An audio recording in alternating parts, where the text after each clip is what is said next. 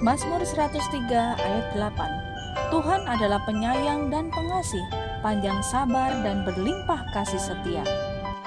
Hi kids, how are you? Apa kabar? Good morning, good morning, good morning. I say, I'm happy, so happy to see you today. Ketemu lagi dengan Mem Lydia hari ini. Mem selalu doakan kalian dalam keadaan sehat-sehat, baik-baik saja dan selalu menurut serta semangat belajar. Hari ini Mem punya cerita tentang seorang nabi yang marah kepada Tuhan.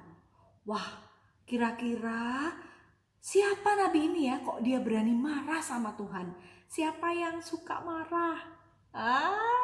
Kira-kira marah itu baik apa enggak ya? Nah, kita akan dengar ceritanya dan bagaimana kok bisa ya nabi ini berani marah sama Tuhan? Bagaimana ceritanya? Oke, sudah siap mau mendengarkan cerita? Kita lipat tangan dulu, kita tutup mata, kita berdoa. Bapa di dalam surga, selamat pagi. Terima kasih karena Engkau mengasihi kami, memberkati kami, dan juga melindungi kami terlebih anak-anak, sehingga pada pagi hari ini kami siap mendengarkan firman-Mu. Berikan Roh Kudus supaya firman ini boleh kami mengerti, dan kami akan melakukannya di dalam kehidupan kami untuk dapat menjadi berkat bagi orang lain dan menjadi hormat kepujian bagi nama Tuhan. Terima kasih Tuhan, di dalam nama Tuhan Yesus kami berdoa. Amin. Ceritanya tentang Nabi Yunus. Masih ingat Nabi Yunus? Oke, pintar, good job. Nabi Yunus itu yang ditelan ikan selama berapa? 3 hari. Kenapa ya kok dia ditelan sama ikan? Karena dia mau melarikan diri dari Tuhan. Kira-kira kita bisa gak melarikan diri dari Tuhan? Wah, gak bisa ya.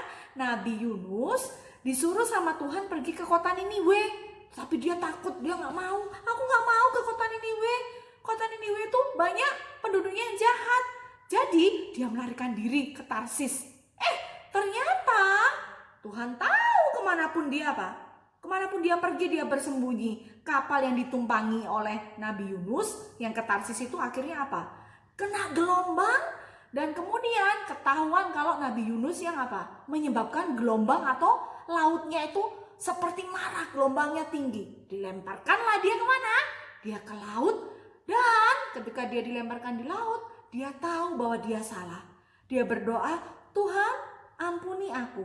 Aku tahu aku salah. Kalau Tuhan mau menghukum aku pasrah dan aku menurut. Tapi Tuhan kan Maha Kasih. Jadi Tuhan kirimkan seekor ikan yang besar untuk menolong dia supaya dia tidak tenggelam. Dan ikan itu menelan Nabi Yunus dan di dalam perut ikan selama 3 hari Nabi Yunus ada di dalam situ. Gelap, lembab, bau, jijik ya.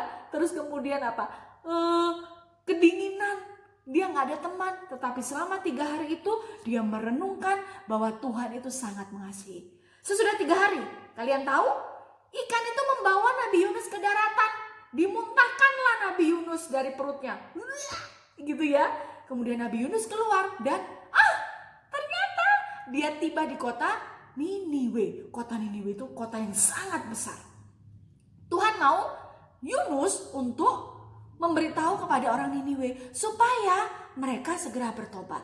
Dan betul, sesudah Nabi Yunus memberitakan bahwa kalau orang-orang di Niniwe tidak bertobat, maka Tuhan akan mendatangkan hukuman. Semuanya bertobat. Setelah selesai itu, Yunus menjadi marah sama Tuhan. Loh, kok bisa ya dia menjadi marah? Tuhan, makanya aku dulu itu gak mau disuruh Tuhan pergi kemana? Ke Niniwe. Karena aku tahu Tuhan itu Allah yang kasih. Tuhan itu gak akan jadi menghukum kota Niniwe. Makanya aku gak suka. Kalau mereka jahat, ya hukum aja mereka. Biar tahu rasa. Nabi Yunus marah-marah, ngomel-ngomel begitu. Sambil dia pergi meninggalkan kota Niniwe. Waduh, kira-kira kalau sifatnya Nabi Yunus seperti itu, baik atau enggak anak-anak? Enggak baik ya. Terus apa yang terjadi? Ya, Nabi Yunus kemudian dia dengan marah. Tuhan tuh memang begitu ya. Segera sudah habisin orang-orang ini supaya mereka enggak menjadi tambah jahat ya. Sambil ngomel-ngomel, sambil marah-marah dia keluar dari kota Niniwe. Kemudian dia naik ke atas bukit. Sesampainya di atas bukit situ dia masih marah. Kalau marah gitu mukanya bagus atau enggak? Enggak ya, orang nggak suka kalau lihat seseorang yang punya wajah pemarah. Nah, Yunus ini juga sedang marah. Dia naik ke atas bukit di luar kota dari Niniwe. Kemudian dia mendirikan pondok. Dia cari kayu-kayu, dia dirikan pondok di situ. Kemudian dia duduk di situ. Dia duduk merenung. Kalau tahu kayak gini, mendingan aku mati aja Tuhan daripada aku harus memberitakan pertobatan supaya orang-orang Niniwe itu segera berubah. Tuhan, aku nggak mau, mendingan aku mati aja. Nah, sedikit Nabi Yunus bilang begitu. Dia ngambek sama Tuhan. Ya, saat dia lagi marah-marah, kemudian rupanya dia kecapean, dia tertidur. Pada saat malam tidur, Tuhan melihat, kasihan kalau Yunus ini dia bikin pondok, tetapi nggak ada atapnya. Nah, waktu malam itu Tuhan menumbuhkan pohon jarak. Nah, pohon jarak itu bertumbuh dengan cepat dan akhirnya daun-daunnya menutupi seluruh pondok Nabi Yunus. Terus kemudian Nabi Yunus keesokan harinya, wah, Nabi Yunus senang sekali. Wih, ada tanaman yang tumbuh di pondokku. Jadi aku kalau siang nggak kepanasan, ya, aku nggak kena sinar terik matahari. Oh, dia senang sekali, ya. Tuhan menumbuhkan pohon jarak itu dengan maksud supaya Yunus tidak marah-marah lagi. Loh, ya kan? Tuhan itu sangat sayang kepada siapa? Sangat sayang kepada Nabi Yunus. Yunus aja yang nggak merasakan bahwa Tuhan itu sangat mengasihi. Nah, ketika dia sedang sayang, dia sedang senang sekali dengan pohon jarak yang ada di mana? Di kemahnya itu, ya, di tempat yang dia buat itu. Akhirnya dia tertidur malam. Pada saat malam dia tertidur, tiba-tiba dengan izin Tuhan, Tuhan mengirimkan ulat. Nah, kalian tahu toh, ulat itu makanannya apa?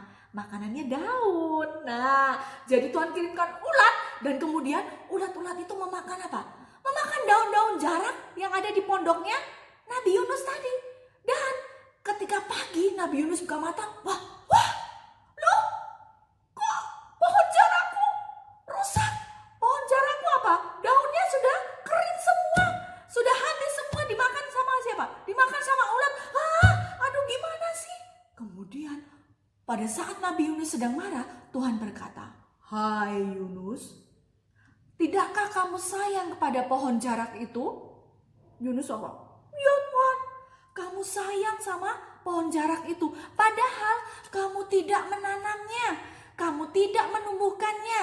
Tetapi kamu sayang. Terus kemudian, kenapa kalau kamu gak nanam, terus kamu gak merawat pohon jarak itu, kamu marah ketika pohon jarak itu menjadi kering. Mukanya Nabi Yunus langsung, iya Tuhan, maaf. Begitu juga dengan orang-orang yang ada di Niniwe, kata Tuhan kepada Yunus. Aku sangat mengasihi mereka. Mereka itu ada 120.000 orang di kota besar itu. Dan aku sangat mengasihi mereka. Mereka itu tidak tahu mana yang benar, mana yang salah, Yunus. Makanya aku mengutus kamu untuk memberitahu mereka supaya mereka tahu, supaya mereka bertobat dan menurut. Dan ketika mereka bertobat, aku sangat bersuka cita karena aku sangat mengasihi mereka. Nah, ketika Tuhan berkata seperti itu, Nabi Yunus dia baru baru terbuka pikirannya, dia baru sadar bahwa memang betul-betul Allah itu adalah Allah yang sangat kasih. Dan Yunus merasa malu karena dia marah kepada siapa? Dia merasa marah kepada Tuhan, padahal Tuhan sangat mengasihi Yunus. Nah, anak-anak, Tuhan pun sangat mengasihi kita. Kita tidak berhak marah kepada Tuhan ketika ada sesuatu yang salah terjadi. Mungkin kita yang tidak menurut sama Tuhan, atau Tuhan izinkan supaya kita menjadi anak yang lebih sabar. Yang Tuhan inginkan adalah kita selalu percaya dan kita tidak pernah meragukan Tuhan. Karena Tuhan sangat sayang kepada kita semua. Ingat ya, ketika kita berbuat baik, ketika kita tidak suka marah, ketika kita sabar, kita memuliakan Tuhan. Anak-anak mau memuliakan nama Tuhan dalam kehidupan kalian? Mem selalu berdoa supaya kalian menjadi anak-anak yang baik dan menjadi berkat bagi orang lain. Oke, sampai di sini cerita Mem. Kita akan meminta tolong Roh Kudus supaya kalian menjadi anak yang lemah lembut dan sabar hari ini. Lipat tangan, tutup mata, kita berdoa. Bapa di dalam surga, terima kasih untuk cerita yang kami dengarkan. Terima kasih karena kami belajar dari Nabi Yunus bahwa Tuhan itu sangat mengasihi kami semua. Meskipun kami manusia berdosa, Tuhan sangat mengasihi kami. Terima kasih oleh karena besar kasih-Mu kepada kehidupan kami. Dan tolong kami pun Tuhan untuk boleh menjadi anak-anak yang mengasihi orang lain, mengasihi orang tua, terlebih mengasihi Tuhan di dalam kehidupan kami.